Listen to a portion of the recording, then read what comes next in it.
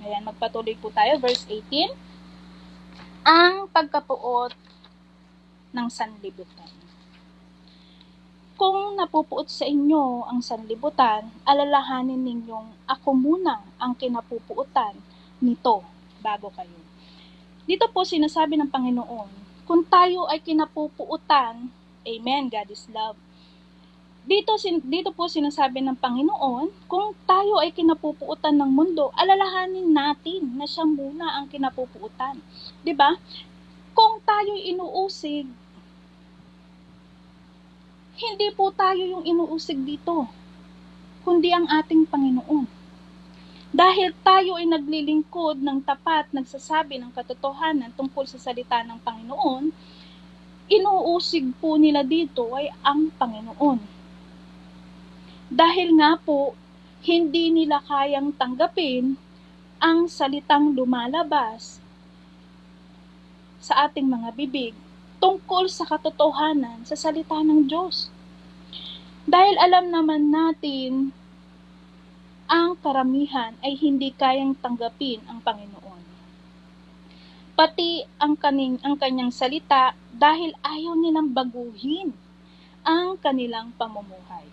At sila nagagalit sa mga anak ng Diyos na nagpapahayag ng katotohanan. 'Di ba? Nagagalit sila sa mga taong nagpapahayag ng katotohanan dahil hindi po nila kayang tanggapin ang Panginoon. Amen? Ayan, magpatuloy po tayo.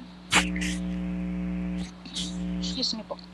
Verse 19, kung kayo'y taga-sanlibutan, kayo'y mamahalin nito bilang Kanya. Ngunit hindi kayo taga-sanlibutan, kundi pinili ko kayo mula rito, kaya napupuot sa inyo ang sanlibutan.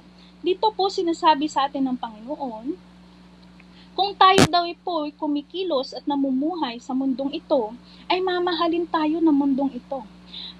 Pero dahil nga tayo ay pinili ng Panginoon, 'di ba?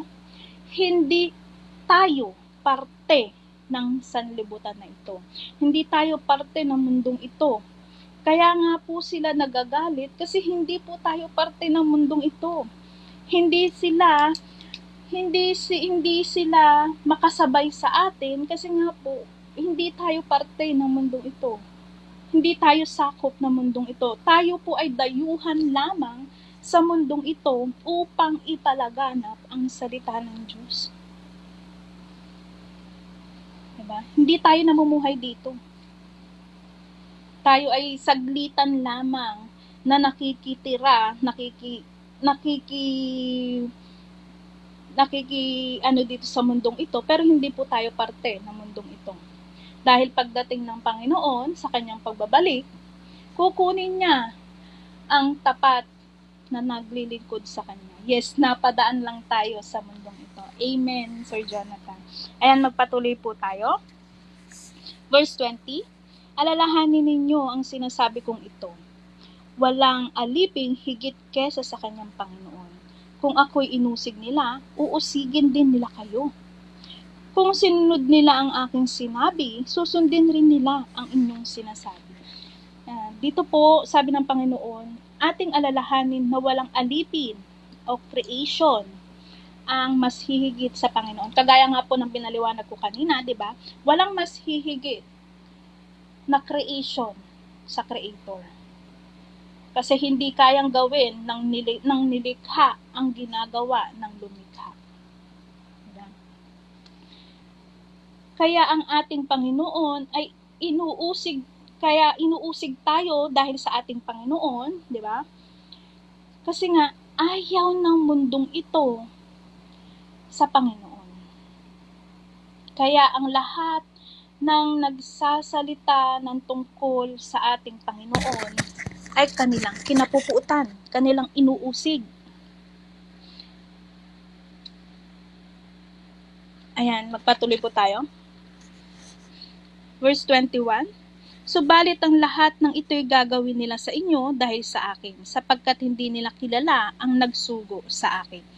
Kung hindi ako naparito at nagsalita sa kanila, hindi sana mapapatunayang nagkasala sila. Ngunit ngayon, wala na silang maidadahilan sa kanilang kasalanan. Di ba? Dito pinapaliwanag sa atin ng Panginoon, kung siya po ay hindi nagkatawang tao at hindi bumaba dito sa mundong ito, hindi po mailalahad ang kasamaan ng mundong ito. Hindi po mailalahad ang kasalanan, ang pagpapanggap ng mga tao. Di ba? Nang magkatawang tao ang ating Panginoon, siya'y nagpahayag ng katotohanan tungkol sa ating Diyos Ama at kanyang isiniwalat ang kasamaan ng mundong ito. Kaya nakita po ang kasalanan, ang kasamaan ng mundong ito dahil sa ating Panginoon. Kung hindi po yung ginawa ng Diyos, ng ating Panginoong Jesus, tayo po ay hanggang ngayon namumuhay sa kasamaan na hindi po kayang mapatawad ng Diyos. Kaya kailangan magkatawang tao ng ating Diyos upang isiwalat ang kasamaan, ang kasalanan ng mundong ito, upang mabago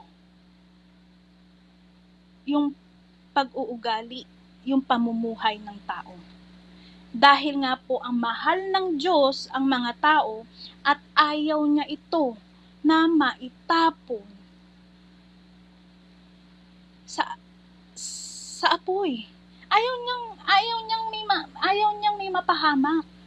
Kaya nga nag-alay ng buhay ang ating Panginoong Hesus dahil sa sobrang niyang pagmamahal. Pero dahil sa katigasan ng puso, marami pa rin ang hindi tumatanggap sa salita ng ating Panginoon. Marami pa rin ang namumuhay sa kasalanan sa mundong ito. And magpatuloy po tayo mga kapatid. Verse 23, ang napupuot sa akin ay napupuot din sa aking Ama. Kung hindi ko sana ginawa ang kanilang kalagitnaan ng mga gawain, hindi pa nagawa ni naman, wala sana silang kasalanan, ngunit nakita na nila ang aking mga gawa, subalit sa kabila nito'y kinapupuutan pa rin nila ako at ang aking Ama. Diba? Kung hindi po ginawa talaga ng Panginoon yung isawalat ang kasamaan ng mundong ito, hindi po yun malalaman. Diba? Wala pong malalahad na kasamaan ng mundo. Wala pong malalahad na kasamaan. Yes. Amen. So, ayan, verse 25. Subalit, nangyari ito upang matupad ang sinasabi sa kanilang kautusan. Napuot sila sa akin ng walang dahilan. Dahil po kailangan maganap, mangyari ang kautusan, yung nakasulat, upang mailadlad ang kasalanan at maipahayag ang katotohanan. Diba? Pinulfill lang po ng ating Panginoon yung nakasulat sa Old Testament upang maipakita at mailigtas ang sanlibutan sa kasamaan ng mundong ito.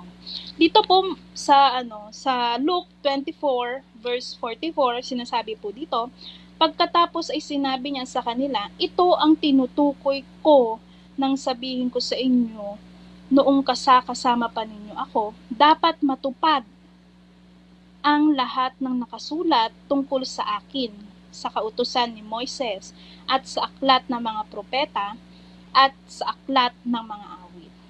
Sa Revelation 22:17 po, sinabi ng Espiritu at ng babaeng ikakasal, halikayo, halikayo, lahat ng makakarinig nito ay magsabi rin, halikayo. Lumapit ang sinumang nauuhaw, kumuha ang may gusto ng tubig na nagbibigay buhay. Ito'y walang bayad. Dito, pinababatid po sa atin ng ating Panginoon na ang lahat na nakarinig, magsabi din ng halikayo. Halikayo po ang ibig sabihin po dito, maghikayat din tayo ng mga taong nakikinig ng kanyang salita, makakapakinig ng kanyang salita. Tayong mga nakarinig ng salita ng Diyos na ngayon naghihikayat ng mga taong nais mapakinggan ang salita ng Diyos. At kung kayo man ay nauuhaw, lumapit kayo. At pagkakalooban ng tubig, hindi pisikal, kundi espiritual, na iniinom ng ating espiritu. Dahil ang salita ng Diyos ang nagsisilbing tubig natin upang hindi tayo maging uhaw sa kanyang salita. Ibahagi sa lahat dahil ito ay libreng ipinagkaloob sa ating Panginoon. Kaya nandito po tayo, libre nating ibinabahagi ang salita ng Diyos. Dahil libre po nating itong natanggap sa ating Panginoon. So na, Panginoon na walang bayad. Tangi lang nating gawin ay lumapit at tanggapin ang tubig ng buhay na ating iniinom, di ba? Ang salita ng Diyos ay amang bibigay buhay sa atin. Nagbibigay buhay siya sa ating lahat. Ayan, magpatuloy po tayo mga kapatid. Verse 26, ngunit pagdating ng patnubay na susuguin kong mula sa Ama, ang Espiritu ng katotohanan nagmula sa Ama, siya ay magpapatotoo tungkol sa akin. Dito po sinasabi ng ating Panginoong Jesus, ang banal na Espiritu ay sinugo ng Diyos Ama upang ito ang maging gabay natin upang malaman ang katotohanan sa salita ng Diyos na magbubukas sa mga mata na matagal nang tiniringan ng kadilimang ito. Dahil sa kasamaan at kasinungalingan ng mundong ito, at ang banal na Espiritu din ang magpapatunay tungkol sa ating Panginoon na buhay. 'Di ba? Ang gabay ng Espiritu po na nasa atin ngayon, siya po yung nagmulat sa ating mga mata upang mamulat tayo sa katotohanan na matagal na tayong binulag ng mundong ito. 'Di ba? Sinara ng mundong ito yung katotohanan tungkol sa Panginoon, pero nung marinig at masaliksik natin ang salita ng Diyos, ito po'y minulat tayo sa katotohanan. Nagising tayo sa katotohanan sa ating Panginoon. Kaya ngayon, nabago ang ating pamumuhay at nandito tayo, nagsama-sama upang ipahayag, ipalaganap ang salita ng Diyos. Amen? Ayan, last verse na po tayo. At magpapatotoo rin kayo tungkol sa akin sapagkat kasama na ninyo ako, buhat pa sa simula. Sabi po ng Panginoon, sinasabihan tayo dito, hindi lang po ang mga apostol, dahil nalaman na natin ang katotohanan sa salita ng Panginoon, tayo din po ay ilalahad natin ang lahat ng katotohanan, ang taglay na makakapagligtas sa lahat ng tatanggap ng salita ng Diyos. Diba? Kaya po tayo nandito mga kapatid, para po ipahayag, ipalaganap ang salita ng Diyos. Para din po sa mga taong nakakapakinig at makapakinig. Para din po sa kaligtasan nila. Ang inilalaban po natin dito ay kaluluwa ng bawat isa. Hinahatak po natin yung mga naliligaw na mga anak ng Panginoon. Hinahatak natin sila upang ang kanilang kaluluwa ay mailigtas. Dahil yun po ang nais ng ating Panginoon na mas marami tayong mahatak at maibalik sa Kanya. Ibalik po natin yung mga taong naliligaw at nalilito sa kanilang buhay. Hatakin natin pabalik sa ating Panginoon. Basagin natin yung mga sumpa, yung mga kasinungalingan, yung pagbulag ng kasamaan ng mundong ito, sirain po natin yun. At ibigay natin, hanapin natin yung mga nawawalang anak ng Panginoon upang maipabalik po natin sa ating Diyos. Dahil nga po sinasabi nila, ang isang makasalanan na nagbago ang mga anghel sa langit ay nagdidiwang. Kahit isa lang po ang maipabalik natin sa ating Panginoon, ay nagdidiwang na po ang mga anghel sa langit. Kasi meron pong nagbabago ang buhay dahil sa salita ng Diyos. Ayan mga kapatid, natapos na po natin yung ating topic. Baka po may gusto kayong idagdag o ibahagi din po mga kapatid ng inyong mga insight. Ayan, Sister Bless, Brother Daniel, Sir Jonathan, Sis Nika. At sa mga nasa baba po, baka may gustong magbahagi din po, pwede din po kayo magbahagi. Akin po yung pinaka-tumatak po sa akin dito sa topic natin. Excuse me po. For this afternoon is yung mag-abide. Yung mag-abide tayo sa Kanya kahit anong mangyari. Dahil kapag wala po tayo sa Kanya or hindi po tayo nananatili sa Kanya, tayo po ay itatapon niya sa dagat-dagatang po. Yun nga po yung inaano nga po sa atin ng Panginoon na lagi po tayong mag-abide kahit ano pong mangyari. Kahit po ano pang hunos na buhay or sasapitin natin sa buhay na ito sapagkat yun po no, abide lang po sa Kanya. Lagi po tayong tumakbo sa Kanya. Lagi po tayong lumapit sa Kanya dahil yun naman po yung kagustuhan niya sa atin na stay abide on Him. Even though mahirap yung paglakad natin sa mundong ito dahil nga po napakasama ng mundong ito and nakakagawa pa rin po tayo ng pagkakasala, nadadapa po tayo sa bawat araw, He still want us to still abide on Him. And yun po no na lagi po rin pong manatili yung pagmamahal sa bawat isa, lalong-lalo na nga po, 'di ba? Ayun nga po yung greatest commandment po sa atin ng Panginoon na mahalin po natin ang bawat isa kahit po ito ay talagang grabe yung ginawa sa atin in our past, even now in present, na lagi po nating ipakita sa kanila yung pagmamahal na pinagkaloob po sa atin ng ating Panginoong Hesukristo mga kapatid. Yun lang naman po yung pinakatumatak sa akin sa topic po natin ngayon. Yun lamang po, salamat. Amen. Sister Nika, baka may gusto kang sabihin? May gusto kang idagdag? Yes po ate. Katulad din po nung kay Brother Daniel, yung pananatili po. Kasi di ba po kapag yung puno tapos yung sanga, usually yung sanga di ba po pag naputol talaga siya, is natutuyo. So hindi siya nagko-continue na mag-grow, di ba po? At ganun din, hindi siya nagkakaroon ng bunga. At di ba nga po nagkakabunga siya dahil dun sa puno. So hindi, yun po na ano sa akin, hindi tayo mamumunga without the Lord Jesus Christ, without His Word, without the Holy Spirit. So, yun lang para sa akin ate. Short lang. Yun po. Amen. And Sister Bless, baka may gusto kang idagdag? Praise God kay, 'di ba? Praise the Lord para sa topic po. Actually, Sister Angel, no, ang ganda nito. Ang ganda talaga nung 15 kasi talks about Ganda siya. yes, ang ating Panginoong Hesus ang puno ng ubas at tayo yung mga sanga.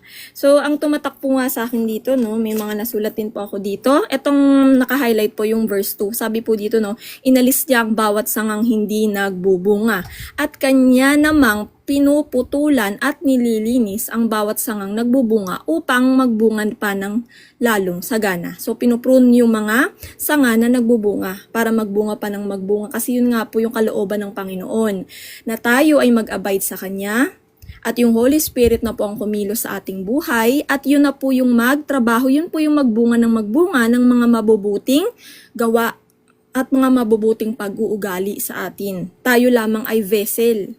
Kumbaga tayo ay lalagyanan, container. Na yung kino-contain natin, yung nasa loob natin ay banal. Ay Diyos, kumikilos, gumagawa, nagtatrabaho. Diba mga kapatid? Kaya po tayo as His vessel, nagtatrabaho din po. Diba? We are reflecting Him inside of us. At alam naman po natin mga kapatid, na this is pertaining to believers, yung mga hindi nagbubunga. Kasi wala naman pong unbeliever ang makakadugtong dun sa puno, di po ba? Ito yung mga believers. At some point, sabi nga po yan ni Sis Angel, no? At nababatid din po yan sa Hebrew 6, mga kapatid. Gusto nyo po basahin natin? Yung dun sa apostasy, mga kapatid, nabanggit din niya ni Sis Angel, praise God. Yun po talaga ang perfect representation nito, mga kapatid. Sa Hebrew 6, no, basahin lang natin yun, mga kapatid. Ayan, no. Dito tayo magsimula. Ayan, dito tayo magsimula mga kapatido. Sabi dito, sapagkat paano pang panunumbalikin upang magsisi ang mga tumalikod na sa kanilang pananampalataya. Hindi lang po ito, alam niyo po ba? Kasi hindi lang po ito yung talagang outwardly, he chose or she chose to na tumalikod sa kanyang pananampalataya. Umalis dun sa kaligtasan na binigay ng Panginoon kasi libreng ibinigay niyo ng Panginoon eh. Sabi nga ng Panginoon, tinulungan kita, nasa 1 Corinthians or 2 Corinthians, tinulungan kita sa tamang panahon, sa araw ng kaligtasan. So, ginawa ng Panginoon yung role niya. So, tayo, bilang tumalikod, hindi natin ginawa. Hindi tayo namuhay sa ating, hindi natin pinamuhay hanggang sa huli yung ating pananampalataya.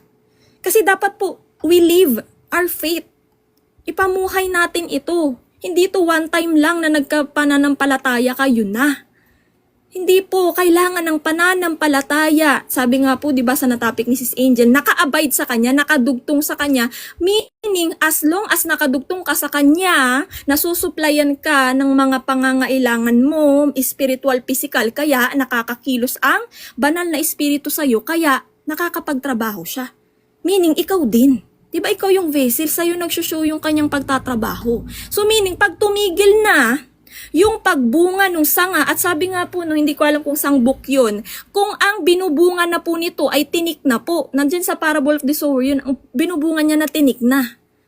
Diba? Useless na yun. Paano pa mapapakinabangan yung ganun? Yung mga bungang ganun, puro tinik na. Puro sa dawag na. Diba? Yun ay itatapo na. Pag hanggang sa huli, ganun na yun nangyari. Sapagkat paano ng panunubalikin upang magsisi ang mga tumalikod na sa kanilang pananampalataya, dati naliwanagan na sila. Nakalasap ng makalangit na kaloob at naging kabilang sa mga tumanggap ng Espiritu Santo, mga kapatid. Meron na pong Holy Spirit. Di po nakikita lahat sa screen yung word. Dito lang banda, brother. Inaangat ko siya dito para mabasa mo dito. Medyo kasi yung bandang dito ha. Yung dahil dito. Okay lang yan. Ito, dito tayo. Itataas ko na lang siya. So, ayan nga po mga kapatid, no, nakalasap na po ng mga makalangit na kaloob. At may Espiritu Santo na po. Diba? Meron na. Pero hindi sila nanatili sa pananampalataya nila, bumalik sa dating pamumuhay, nakaalam na po ng katotohanan, pero nagbago na naman. Naging makalaman makamundo na naman. They are once again crucifying the Lord. Yun po yun. Kasi hindi na sila nagbe-bear ng mabuting bunga eh. Diba? Tumigil na sila. Yun po yung mas matindiang parusa. Kesa dun sa hindi nakakilala sa Panginoon. Kasi ikaw, nalaman mo na yung katotohanan, pero anong ginawa mo? Bumalik ka na naman sa dati mong pamumuhay, which is yun ang kinagagalit ng Panginoon. Dun ka na nga niya dineliver sa gawain mong yun, tinanggal ka na niya, pero bumalik ka na naman. Diba? So yun po yung mapuputol at itatapon sa apoy. Yung nag-apostasy. Hindi lang po yung they chose to na tumalikod, 'di ba? Outwardly decision nila yun po yun, tumalikod sa kaligtasan, tumalikod sa kanilang pananampalataya sa Panginoong Hesus, at yung mga bumalik na naman sa dati nilang pamumuhay. 'Di ba? So yun po yun, nakalasap na rin sila ng kabutihan ng salita ng Diyos, nakadama ng kapangyarihan ng Diyos na lubusang mahayag sa panahong darating. Iyon po yun mga kapatid, sabi dito, lubusang mahayag sa panahong darating. So ipapamuhay po to hanggang sa huli. Kapag sila'y tumalikod pagkatapos malasap ang malahat ng ito, hindi na sila maaaring panumbalikin upang magsisi sapagkat muli nilang ipinapako sa krus at inilalantad sa kahihiyan ang anak ng Diyos. Ibig sabihin, alam mo na yung katotohanan kapatid, pero bumalik ka na naman sa kasinungalingan. Para nga pong asong sumuka, kinain na naman yung suka, o baboy na nalinis na, napaliguan na, bumalik na naman sa putikan. Yun po yun mga kapatid, yun ay blasphemy po sa Panginoon. Diba? Kaya nga sabi dito, imposibleng panumbalikin kasi kinukrucify na naman nila yung Panginoon. Kasi yung ginawa nila, which is ginagawa na naman nila ngayon, kasalanan, yun na nga po yung binayaran ng Diyos para hindi ka na bumalik dyan. Para i-destroy. Binayaran niya yan ng kanyang buong buhay at banal na dugo. Para ikaw ay kanya nang makuhang totally mula sa kingdom of darkness, sa pamumuhay sa kasalanan, pagiging alipin sa kasalanan, para kanya nang mapabanal. Diba yun yung kalooban niya, our sanctification? So paano ka masasanctify, kapatid, kung bumalik ka sa dati mong pamumuhay? Paano kanya mapapabanal kung mismong ikaw, pinatigas mo na naman ng iyong puso? Sa kabila ng nalamang mong katotohanan at nakalasap ka na ng mga makalangit na kaloob, Espiritu Santo nandyan na. Once again, ginigrib mo na naman siya hanggang hindi mo na naman siya marinig. At wala ka na namang repentance sa buhay mo. Sige ka na naman sa pamumuhay sa kasalanan. Diba mga kapatid? Ayan no. So, sabi dito, sapagkat pinagpapala ng Diyos ang lupang, pagkatapos tumanggap ng masaganang ulan, ay sinisibulan ng halamang pinapakinabangan ng mga magsasaka. So ito po yung binabanggit natin kanina, subalit kung ang mga damo at halamang matitinik ang tumutubo doon, walang kabuluhan. Ang lupang iyon at nanganganib pang sumpain ng Diyos at tupukin sa apoy.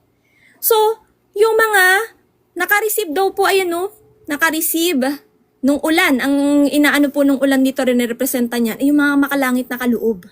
Na-receive mo na yung salita ng Diyos, na-receive mo na yung Holy Spirit, at ikay nagbunga ng masagana. Ayan no, naging kapaki-pakinabang kasi nakakapagtrabaho po yung Holy Spirit sa atin, meaning tayo po ay nakapapakinabangan dito sa kaharian ng Diyos. Pero kung tayo ay para na nga pong tumutubo sa atin ay matitinik, diba yung mga tawag dito, mga tinik na lamang. Wala pong pakinabang yun. Yun ay tatanggalin at itatapon sa apoy. So yun po mga kapatid no. So tama po din yung sinabi ni Brother Daniel kanina sa comment section sa Matthew 24:13.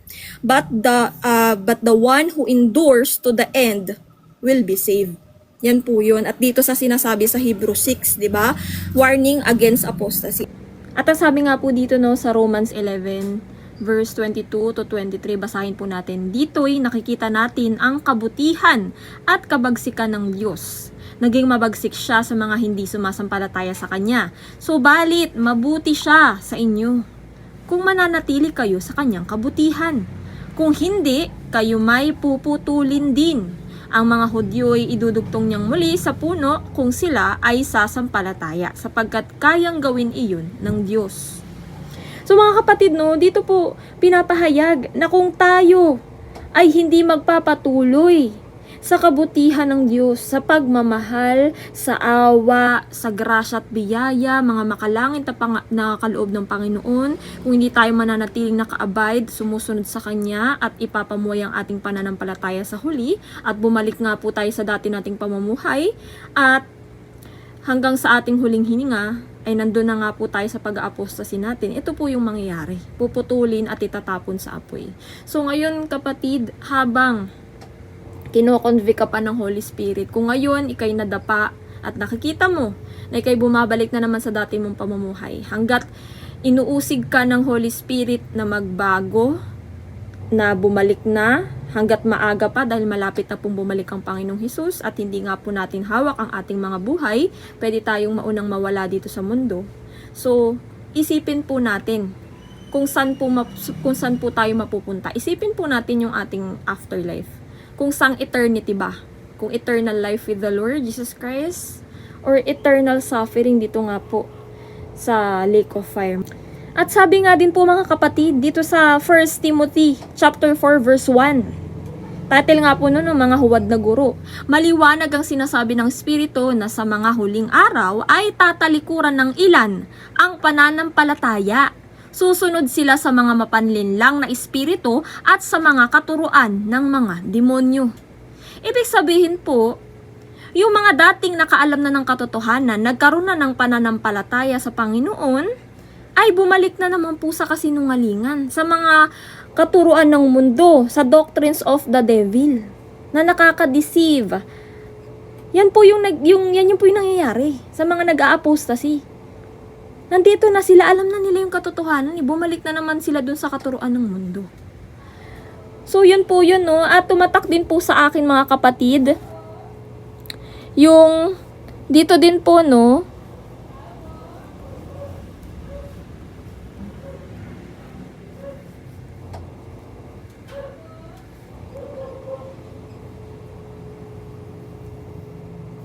din sa akin mga kapatid yung dito din po, no, yung verse 10 dito nga po sa John chapter 15 na topic ni Sis Angel. Sabi po dito, kung tinutupad ninyo ang aking mga utos, mananatili kayo sa aking pag-ibig, kung paanong tinupad ko ang mga utos ng aking ama at ako'y nananatili sa kanyang pag-ibig.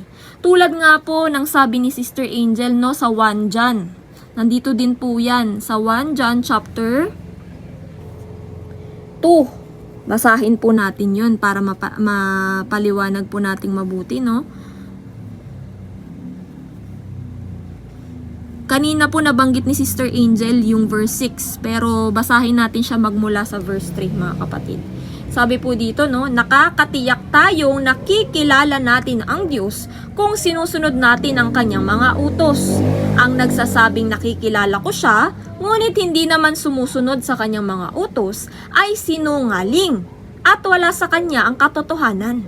Ngunit ang tumutupad sa salita ng Diyos ay umiibig ng wagas sa Diyos. Sa ganito, nalalaman natin na tayo'y talagang nasa kanya.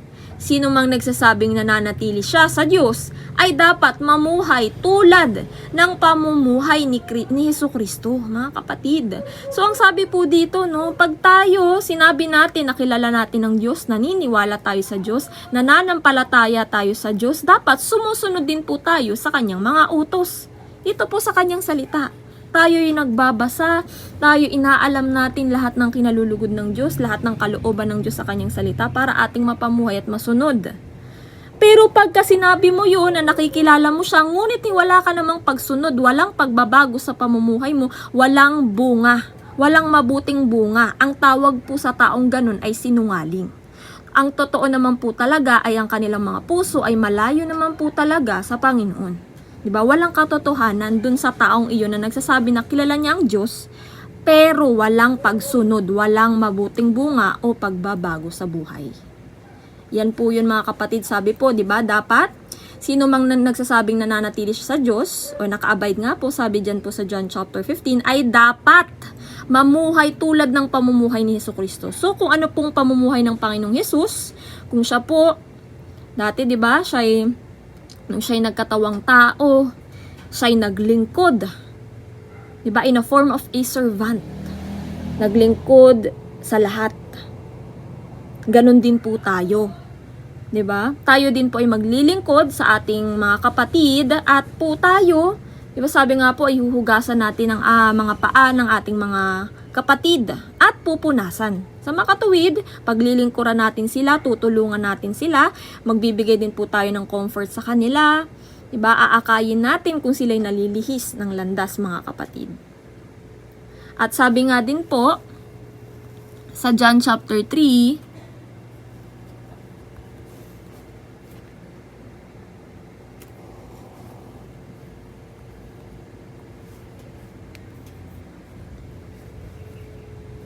at sabi nga din po sa John chapter 3 verse 36, ang sumasampalataya sa anak ay may buhay na walang hanggan.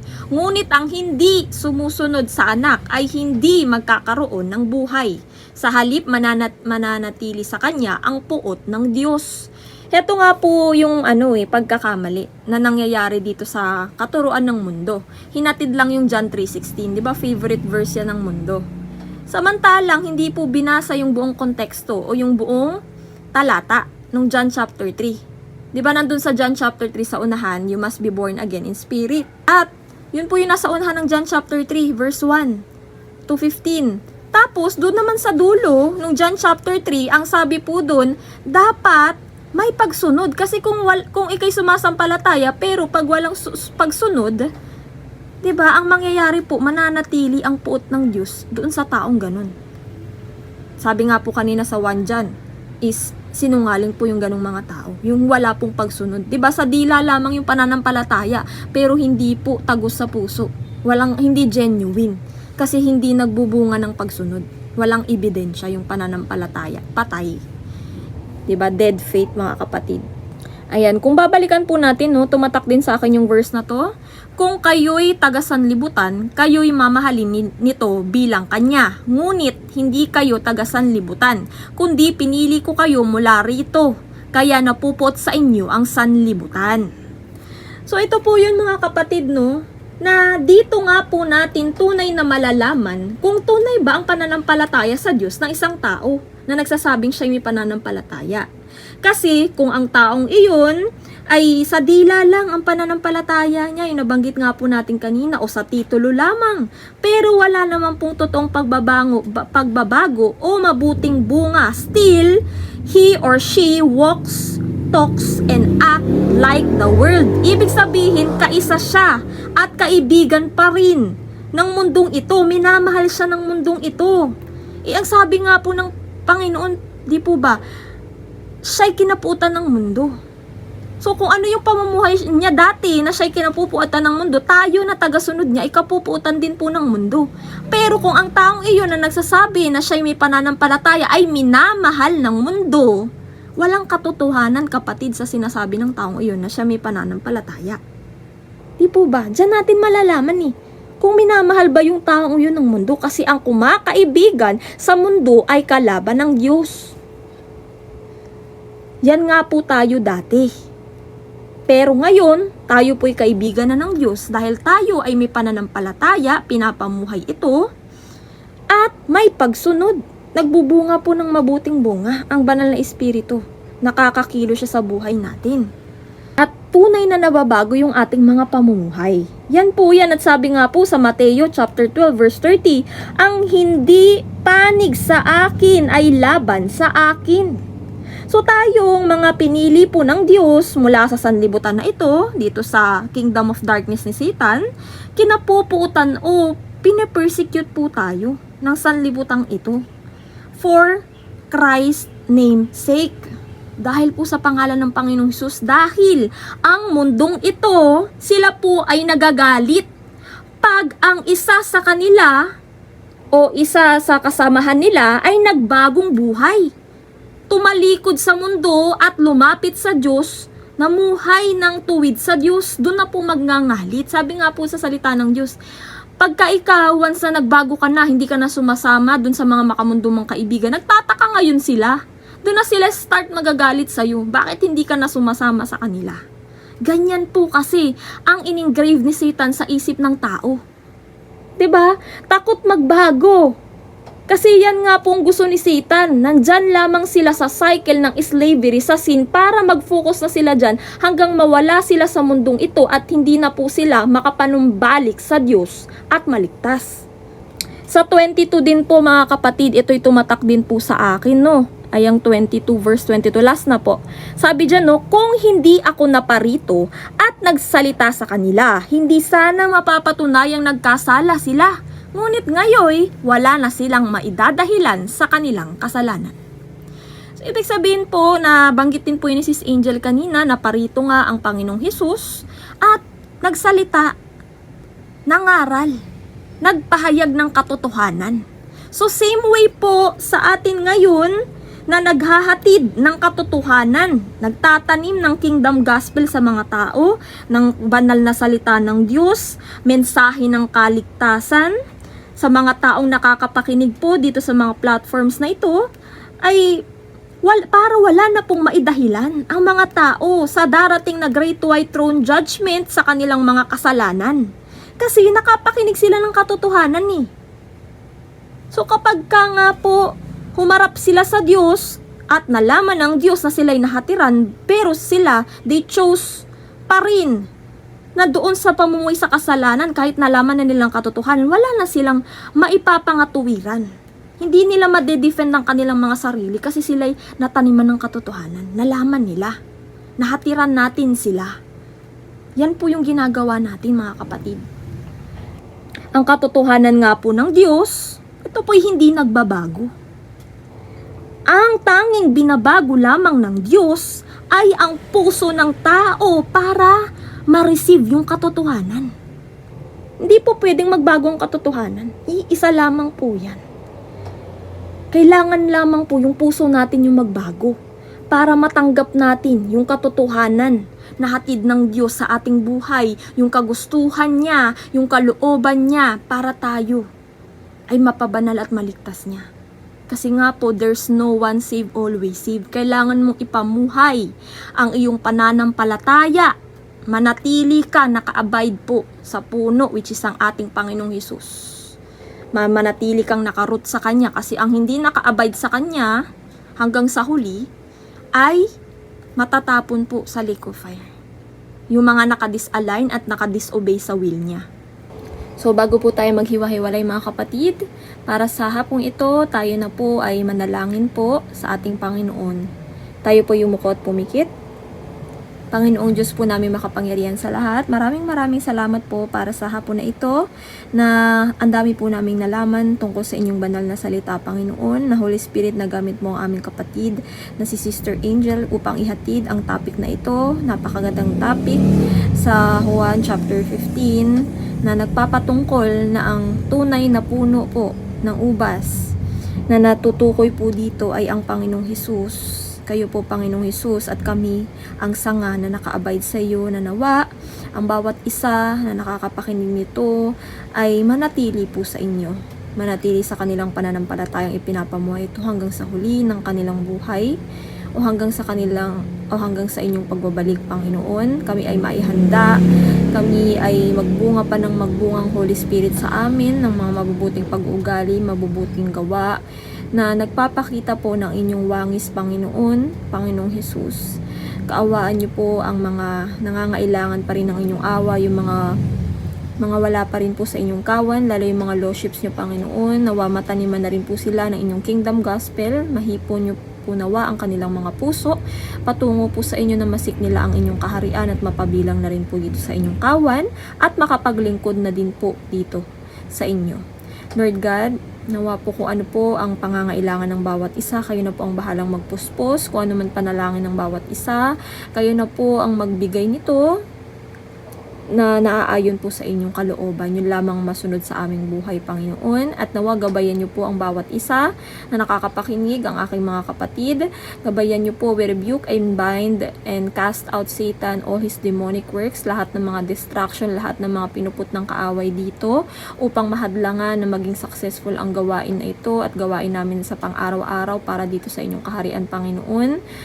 At ang lahat ng mga demonic works, demonic schemes, lahat ng agendas ng kaaway, lahat ng generational bloodline curses, legal rights ng kaaway sa aming bloodline, sa mga iniquities na nagawa ng aming bloodlines, lahat yun, covenant sa kaaway, agreement sa kaaway, lahat yun ay broken na in the mighty name of the Lord Jesus Christ. I plead your blood, Lord God, to be upon our lives, the lives of our brothers and sisters, their loved ones, our families, mga kakilala, mga tahanan po namin, aming kinakain, sinusuot, ginagamit, mga alagang hayop, at lahat-lahat po ng nagagamit namin din dito sa inyong kaharian, Panginoon. Itong mga gadgets na ito, mga signals namin, kuryente, ang lahat po ng gawain, balutin nyo, i-cover nyo, protektahan nyo po ang lahat ng ito ng inyong banal na dugo, Panginoon.